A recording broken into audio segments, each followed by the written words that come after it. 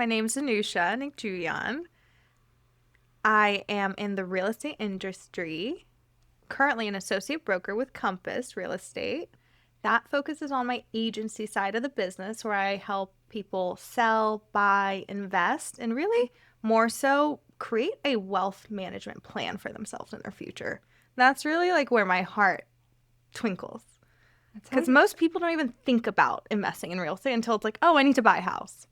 So that's that. And then the secondary part of my business is construction management and design work. I predominantly do that for myself on flips and investments and rentals, and I take on select clients.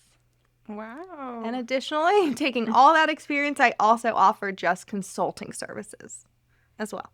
Okay, cool. So you got quite a range there. A little bit. It's exciting. I'm excited to learn more. Thank you. Now, take me back to how you got started in all of this. Tell me how you got to where you are today. Definitely. So real estate has been like running in my blood pretty much since I was born.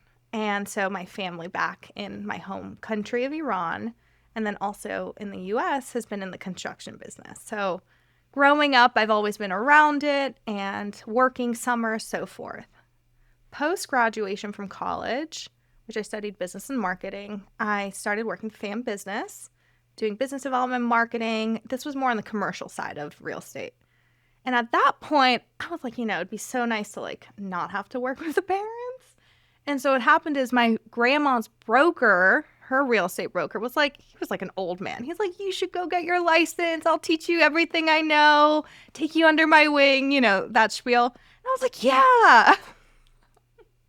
So after work, I would go to DC, and this is like when things were not so tech-wise, so like you went to physical class. So I got my licensing in DC first, and that's where I met my first boss, effectively. And he was like, hey, I have this brand new 73-unit apartment building I want to give to you to lease up. And I was like, wow, like this sounds exciting. Like, well, I'll be in DC, I'm young, like I'll be meeting people. Awesome. So basically, once I got my licensing, I stopped working with the parents and I took on this 74 unit. It was 72 units plus 2 townhouses in Shaw, DC. And this is when Shaw, the convention center, that area, was not where it's at now. And the developers were really trying to achieve a very high price per square foot. And so I had this beautiful, gorgeous building, but no model unit, no lobby, no nothing. It was like literally just empty units, right? White walls, new construction, beautiful. Class A, we call it. And I hit the target. It was just me and my boss. And really, so just me, right? Because it fell on me. So I would be doing like multiple tours on the weekends. I was working like 6 days nonstop. And I got it fully leased up. They gave me an award. I was like, okay, well, this is nice, but the bonus is measly. I've worked so hard. This is nonsense. So I was like, okay, well, if I'm going to hustle this hard, I'd rather just hustle for myself. So then I gave my resignation after a success and being awarded. But I was like, you know what? I really appreciate the opportunity, but I'm going to just segue out of this. And this was property management. So then I take a year of just entrepreneurial endeavors. I do like the snack box business. I look into drop shipping, e-commerce sales, which frankly I wish I kind of stuck to because I think it would be like, it's what's done is done. Sure, no. Real estate has been a journey. And all those little things, they lead up to the growth of where you are now to flourish and just keep moving up. I think that's an amazing story. Literally. And this translates to anyone's lives. So if they're like feeling any type of way about things they've done, they regret it. It's like, don't regret it. It's built who you are. It's taught you something. So take the good and proceed forward with that. Absolutely. That's always my 2 cents there. That's some great advice, I think. Thank you. So how does being a DMV native influence your approach to real estate and the advice you give your clients? How does being a DMV native?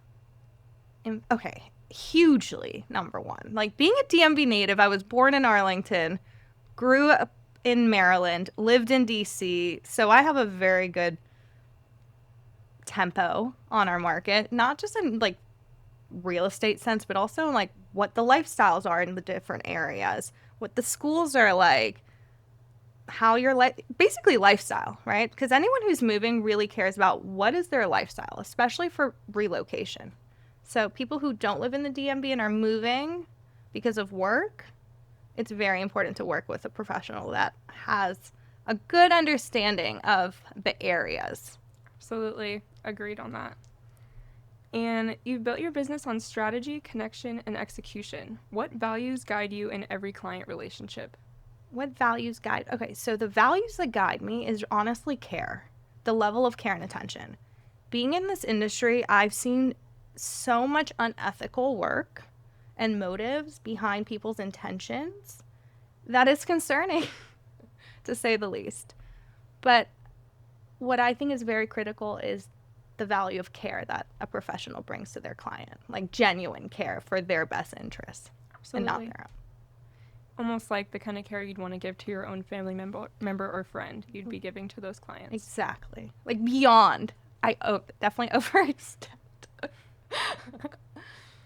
And what does real estate done differently mean to you in a market that's always changing? What does real estate done differently mean to me?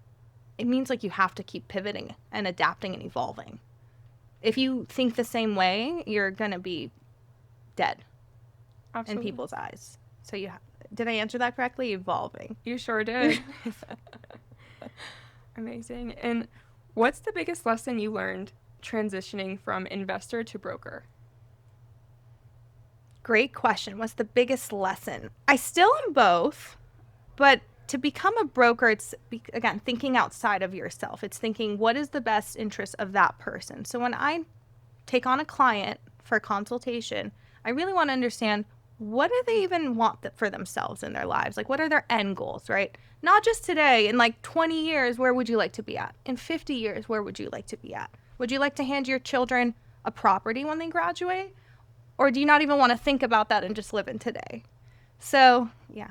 So kind of just understanding where they want to go with it. Yeah. Awesome. Basically, taking their like strengths, their objections, and really helping them create strategies that make sense for them. Okay. So it's a customized approach. Very cool. How did your experience in wholesaling, flipping, and Airbnb setups help you bring more value to your clients today? My goodness. Here's the thing. There's real estate where you're buying a home, but then there's real estate where you're creating a plan for investments. So taking in this well-rounded knowledge across all these facets, you have one mind that's thinking across all of these avenues that can help you depending on what you need. So it's like, hey, I want to do an Airbnb business, but maybe I'm thinking Section 8. You can help guide them through questions of this, that, and the third based on experience and knowledge. Okay. And expertise. Expertise for sure. I have paid a lot in lessons. Hey, that's how you learn, that's how you grow. Yeah. You've led teams and managed large portfolios. What kind of culture do you build around collaboration, accountability, and client care? I love that. I think collaboration is the most critical thing. That and communication. What was the question? I apologize. Oh, you're fine. So you've led teams and managed large portfolios. What kind of culture do you build around collaboration, accountability, and client care? Got you. Collaboration. What type of culture? Yes, a culture of very positivity towards all of that, because you need to be very informative to your clients, but also understand what they need. It's not about just me telling you based on what I think is best for you. It's about you telling me what you want, me taking all of my expertise, and then creating the best strategies based on what you're looking for. So collaboration is the heart of it. And then that leads into every facet you just described. Helps you create that master plan for them. Yeah. And then when it comes to the team side, internal, you want to have a culture that's people are happy. They support the vision. That's really key. And they're like, wow, I really understand the why, the mission. Absolutely. Yeah. Compass emphasizes technology and service. How do you blend those tools with your personal touch and deep market knowledge? Absolutely. So Compass is a fantastic company, and they have provided amazing tech, as you just mentioned. I integrate my own customization using their platform and tools. And the way I use it is by creating collections for clients and different things based on their searches. Okay. Yeah. Awesome. And sorry, one other thing I do is that I really like to comb through it like a fine brush. So I select every property before I send it to clients so I don't waste their time. I feel like that's really important because it's at the end of the day, you're kind of getting them to where they need to be without all the extra, doesn't matter. You know what I mean? Yeah. Too much can confuse the client. How do you ensure your clients feel supported from start to finish, whether they're first-time buyers or seasoned investors? It's, again, all about their needs and wants. So based on the needs and wants is one, but two, the second part is almost intuitive. You have to intuitively understand the type of personality that client is, the type of person they are, what makes them comfortable and uncomfortable, and adjust your actions, your communication, and your behavior to accommodate, to make them comfortable. Exactly. And you're known for understanding the pulse of property positioning. What are some of your go-to strategies for helping listings stand out? Absolutely. So it depends on the type of listing, of course. Every property has a customized strategy for marketing. But let's say it's a new property coming to market that's never been lived in. The key to this, honestly, if you want to minimize time frame, maximize profits, is to pre-sale. And what that means is understanding the design already for the property, the finishes that are going in, and then using renderings to start broadcasting that to the public to gain leads, to do pre-showings during construction, or maybe clients can customize selections. And yeah, That's really it fascinating. secures the deal. That's how I've done it when I've been working with other investors on JV partnership deals. I handle the design. So I do the pre-renderings and I basically outsell the property. I do a big banner in front, people call me, so on and so forth. And then we get it sold before it even hits the market. Wow. Yeah. It's really fascinating all the different things that go behind just making that magic work. It's a lot of logistics. It looks easy, right? Anything does when it's done, but it's, yeah, the back end is a lot of make planning. It look easy. Thank you. That's my job. That's my goal. I want my clients to be stress-free. Like, I want to take on the burden. Like, let me handle it. You just have to be pleased through the process. Absolutely. I love it. How do you see the future of real estate evolving as newer generations enter the market and AI becomes more integrated into the industry? Definitely. So platforms have become the way of the future in terms of how people search, how people communicate. And the way I see it now is platforms are not perfect in terms of how the user, a buyer, for example, is searching Zillow, for example. So many people complain about filters, their searches, their data.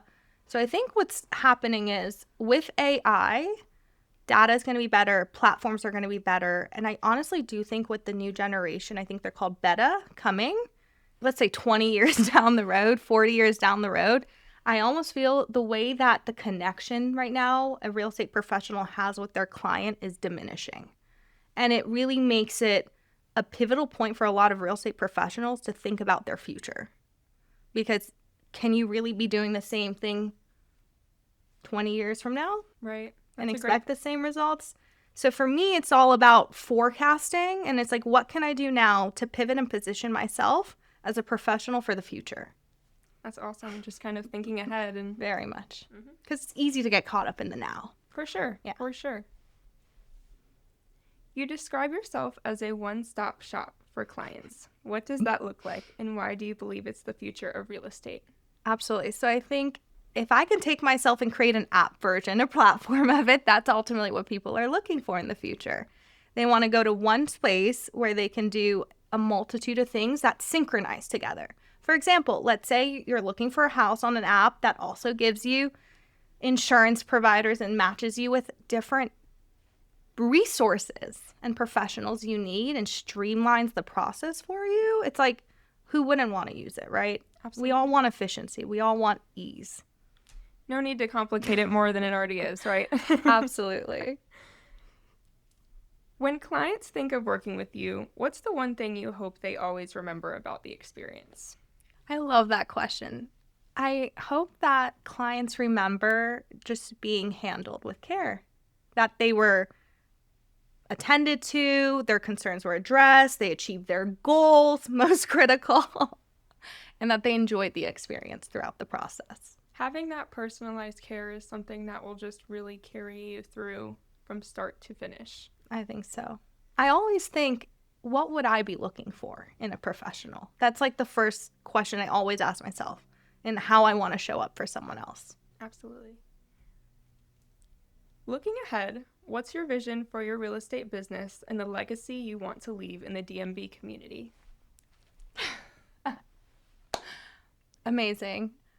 For me, within the DMV community, it's about creating a culture for the young, for the mid-age, for any age of, again, planting the seed of starting to think about real estate and your future. Because I had the family that kind of planted that seed for me and started my journey young, but I almost want to be that nice little seed in whomever's gardens I can help plant. It comes after you. Yeah. Absolutely.